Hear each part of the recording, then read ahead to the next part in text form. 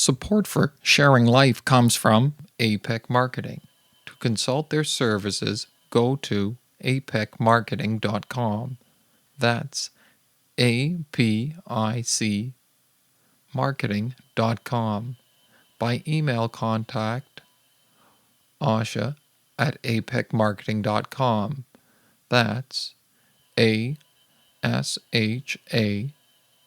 at apecmarketing.com. APEC Marketing, your resource for digital marketing, web, and app development tools. You are listening to the Sharing Life podcast from Welcome Studios.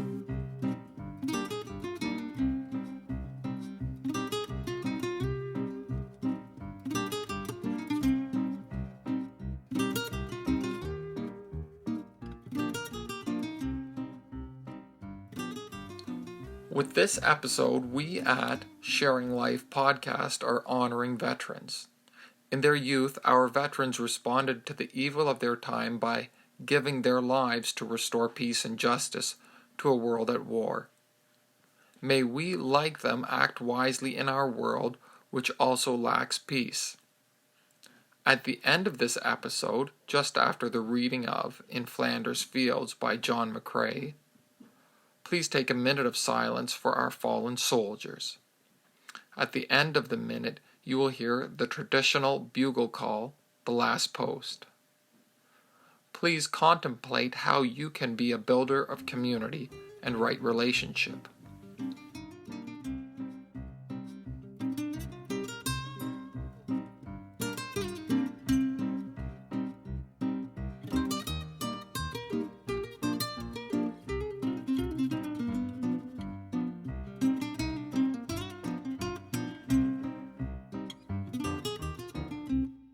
I am John Knox. This is Sharing Life.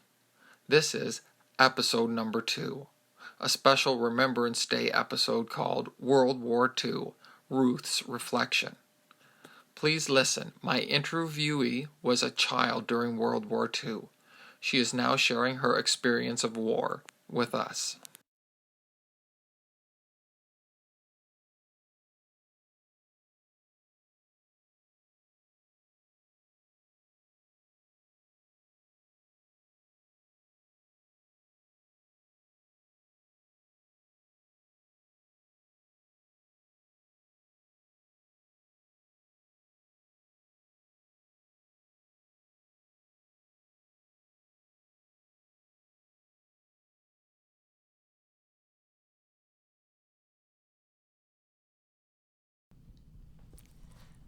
My name is Ruth.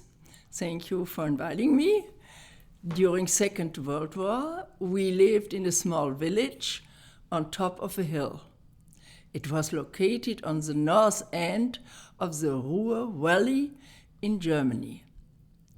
When the bombing sirens came on, my mother took us 3 children down to the vegetable storage room of our house to sleep on straw beds for security.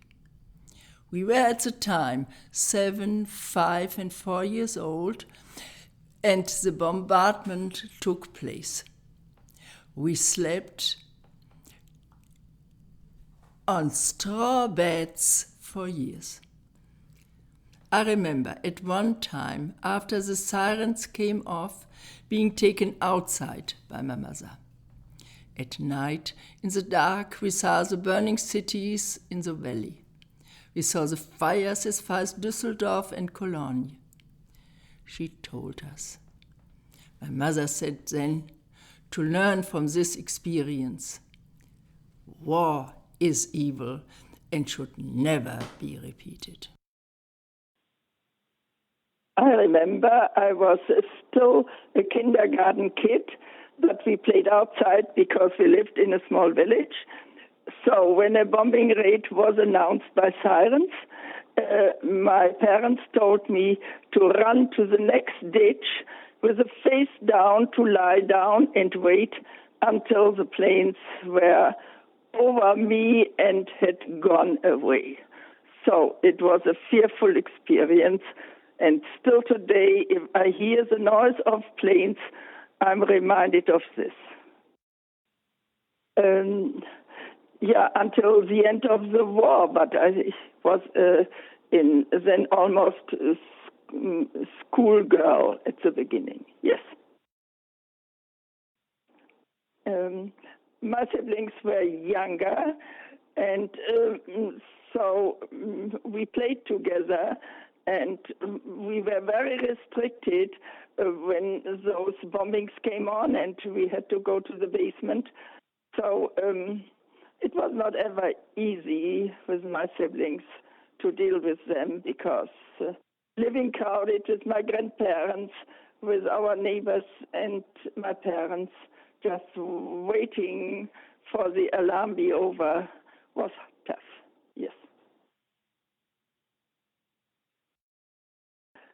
My husband, who was older than I and who knew more about war experiences, but was reluctant to talk about it.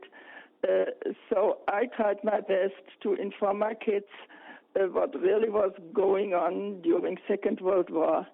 And I warned them and told them, never again, this is evil, as my mother had told me, and as I then more and more learned when all the news came out after Second World War, what bad things had happened.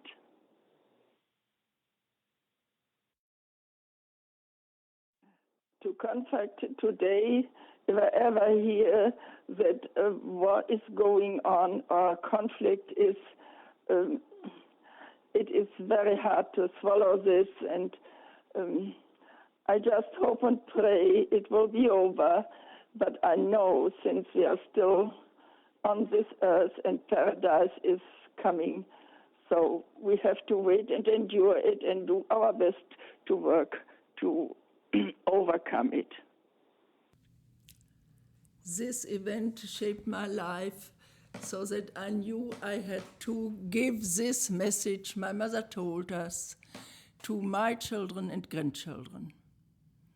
They listened to it, but they never experienced any war in their lifetime. But it's still necessary to remember hearing and knowing how evil it is. And so I hope that this message of evil and war will be remembered also by more people, especially my children. I taught Sunday school too in my local church here. They learned that war and feeling that people have to die for power is evil. I don't go to any demonstrations. I'm now too old for it, and before I lived in the country, so I couldn't go to do anything.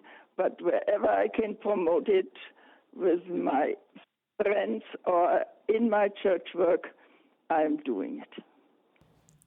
I still have sometimes nightmares about my experience, but I learned from this that you take every day it comes and enjoy it to the fullest as a gift from God. I can answer this to you. I think that God gave me the talent to work with my hands, and I try to do it as good as I can, and I hope through this